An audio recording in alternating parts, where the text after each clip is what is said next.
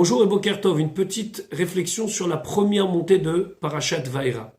Hachem s'adresse à Moshe et dit à Moshe, Vaïra et Avot, je me suis montré à Avram, Yitzhak et Yaakov, au patriarche, sous mon nom Kel Shakai.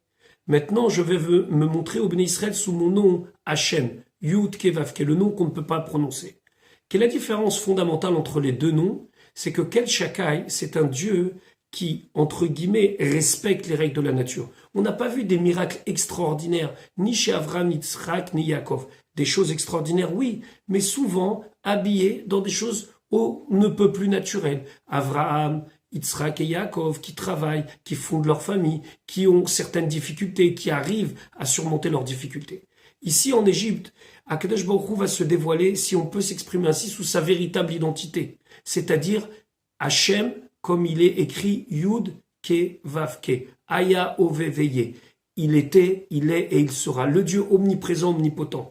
Quelle va être la différence? C'est qu'Akadosh Baruch Hu va maintenant prendre la nature et la briser. Il va changer l'eau en sang, les grenouilles, et toutes les 10 plaies vont montrer des choses extraordinaires, des bâtons qui vont se transformer en serpents, etc., etc. C'est une nouvelle dimension du guilou, du dévoilement de Dieu qui va nous permettre de nous libérer, d'être libérés et de recevoir plus tard la Torah. Mais c'est très difficile. La Torah nous dit que lorsque Moshe Rabbeinu est venu annoncer ça en Israël, Velo Shamu el Moshe, ils n'étaient pas capables d'entendre Moshe, de comprendre ce qu'il leur dit. Ils n'ont pas été rassurés, ils n'ont pas été consolés. Pourquoi? Mikot Seruach ou Me'avoda Kasha. Ils avaient le souffle court et le travail était trop dur. Ils étaient des enfants de l'exil. Ils avaient tellement subi cet exil de Mitzrayim que lorsque Moshe Rabbeinu vient et leur annonce « Ça y est, la Géoula est proche, vous allez voir des choses extraordinaires », c'est pas audible. Ils ne peuvent pas écouter un tel message. Pas qu'ils ne veulent pas. On a vu dans la paracha présente qu'ils ont cru aux paroles de Moshe. Mais ils ne pouvaient pas. Le rabbi l'expliquait par un machal, par un exemple. On raconte qu'une fois un père et un fils jouent à cache-cache. Le père se cache et le fils doit le chercher. Le père se cache tellement que le fils cherche, mais ne trouve pas. Au bout d'un moment, il arrête de chercher et il s'en va. Et donc le père de sa cachette se rend compte que le fils ne le cherche plus. Le problème de la galoute de l'exil, c'est qu'on ne cherche plus le Père. Akadosh Baruch Hu, c'est sûr qu'il est présent, caché aujourd'hui dans notre quotidien. Mais il faut juste le chercher, il faut juste le voir. Il faut juste savoir qu'il y a de la lumière au bout du tunnel. Lorsque quelqu'un rentre dans un tunnel et que ce tunnel dure pendant des centaines et des centaines et des centaines de mètres, on se demande mais quand est-ce qu'il y aura de la lumière au fond? Mais si on est sûr qu'il y a de la lumière au fond, alors c'est beaucoup plus facile de supporter l'obscurité du tunnel.